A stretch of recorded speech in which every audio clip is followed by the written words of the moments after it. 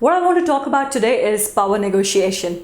In fact, just this week, I had a very interesting workshop with my clients where we discussed how to go about negotiating with suppliers, with clients, because as you can imagine, being the start of the year, there are suppliers who are positioning price increases to clients or vice versa. So one needs to be comfortable with the whole negotiation, understand the strategies, the gambits, the moves. So the workshop was pretty cool.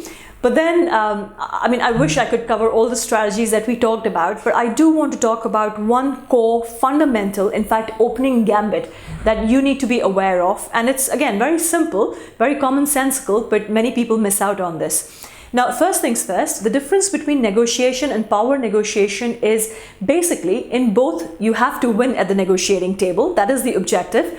But in power negotiation, you make the other person feel that they have actually won. So it's the feeling that you leave the other person with, right? So they should want to actually come back and negotiate more with you, though you're the one who has actually met his or her objectives.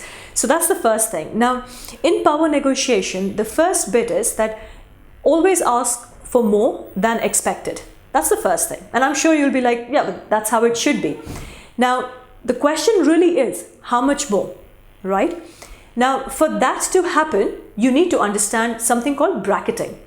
Now, for bracketing to come into function, again, another rule in power negotiation is that you have to ensure that it's the other person who is stating his or her position to you first.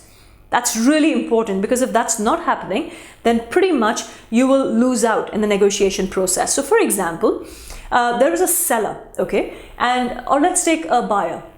So there is a buyer who is willing to pay, say, 20,000 for your service, okay, just as an example.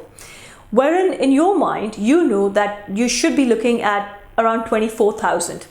And now you have made the buyer state his or her position, and the person has told you that the person is willing to pay 20,000 pounds for your services, but you want to be at 24,000.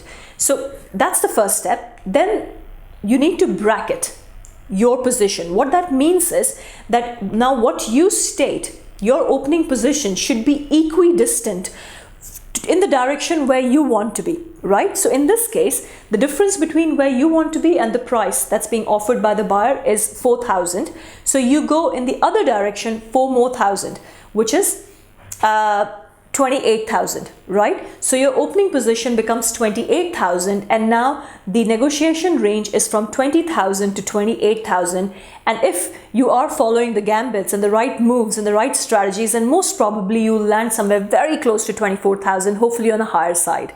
So I hope that makes sense, that why it's important to make the other person state his or her position first, because if that doesn't happen, you cannot bracket, and how you need to bracket your own objective and then let the game begin.